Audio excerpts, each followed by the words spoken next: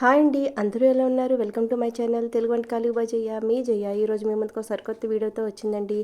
బాలింతరాలకి operation చేసుకునే పేషెంట్లకి మనం మటన్ కర్రీ ఎలా చేసి పెట్టాలో అయితే చూపిస్తున్నానండి. ఈ మటన్ అయితే పావు కేజీ లేత తీసుకొని శుభ్రంగా కడిగి పక్కన పెట్టుకున్నాను. మీడియం సైజు 2 ఉల్లిపాయలు కట్ చేసుకున్నానండి. ఒక 2 పచ్చిమిరపకాయలు, అలాగే అందులో మసాలా కోసం అయితే నేను ఎటువంటి పొడవులు వాడకుండా పచ్చి మసాలా అయితే తయారు చేసుకున్నానండి. అయితే ఇప్పుడు మన స్టవ్ మీద కుక్కర్ పెట్టుకొని కుక్కర్లోని గానుగ నూనె వేసుకొని అది వేడెక్కిన తర్వాత జీలకర్ర కరివేపాకు వేసుకొని కొంచెం ఫ్రై అయిన తర్వాత ఆనియన్స్ వేసి ఫ్రై చేసుకోవాలండి. మసాలా గ్రేవీ కోసం అయితే అండి ధనియాలు, జీలకర్ర, అలాగే కొంచెం గసగసాలు కొంచెం ఎక్కువగా తీసుకున్నానండి. అలాగే ఒక చిన్న అల్లం ముక్క, వెల్లుల్లి రేకలు వేసి మెత్తగా పేస్ట్లా అయితే చేసుకున్నానండి.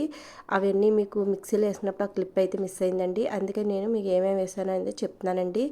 అయితే ఈ ఆనియన్స్ కూడా వేసుకొని అవి బాగా మగ్గడానికి కొంచెం సాల్ట్ వేసుకొని మంచి బ్రౌన్ కలర్ వచ్చే వరకు ఇలా మగ్గబెట్టుకోవాలండి. ఇలా మగ్గిన దాంట్లోనే మనం తయారు చేసి పెట్టుకున్న మసాలా కూడా వేసుకొని దాన్ని కూడా పచ్చివాసన పోయే వరకు వేయించుకోవాలండి.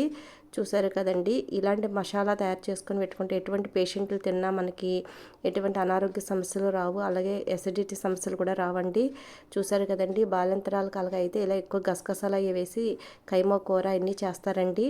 ఇందులో అయితే మామూలుగా అప్పటికప్పుడు ఉన్న బాలింతరాలకైతే పచ్చి బాలింతరాలు అంటారండి, వాళ్ళకైతే కారం కూడా వేయరండి. ఈ పచ్చిమిరపకాయల కారంతోనే వండేసి పెడతారు. మనకి కొన్ని రోజులు అయిన పేషెంట్లకి వాటికైతే కొంచెం కారం వేసుకోవచ్చండి. లేదంటే కారం వేయకుండా అలా పచ్చిమిరపకాయలు ఒక 2-3 వేసుకొని అలా చేసేస్తారు. ఈ మటన్ కూడా వేసుకొని దానిలో వాటర్ అంతా వచ్చే వరకు మగ్గబెట్టుకున్నాం కదండి. ఇప్పుడు ఒక స్పూన్ కారము, అలాగే కొంచెం పసుపు వేసుకొని కలుపుకొని అది కూడా ఈ స్పైసీ అంతా ముక్కలకు పట్టే వరకు మగ్గబెట్టుకోవాలండి.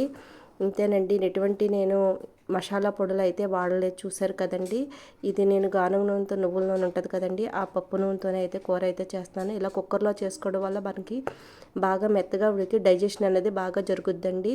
చూసారు కదా, ఇలాగా కలుపుకొని చక్కగా మనకి మిక్సీ జార్లోని మసాలా నూరుకున్నాం కదండి, అందులో వేసుకుని ఆ వాటర్ కూడా వేసుకుని ఒక గ్లాస్ వాటర్ వరకు వేసుకుని ఇలా కలుపుకొని మరుగుతున్నప్పుడు మూత పెట్టుకొని ఒక 5-6 విజిల్స్ వస్తే మనకి మెత్తగా ఉడికిపోద్దండి. ఇంతేనండి, మన మటన్ కూర అయితే చాలా సింపుల్గా చేసేసుకోవచ్చు, బాలింతరాలకు కానీ పేషెంట్లకు కానీ ఎవరికైనా. చూసారు కదండి, వీడియో నచ్చితే అందరూ ఒక లైక్ చేయండి, షేర్ చేయండి, సబ్స్క్రైబ్ చేయండి.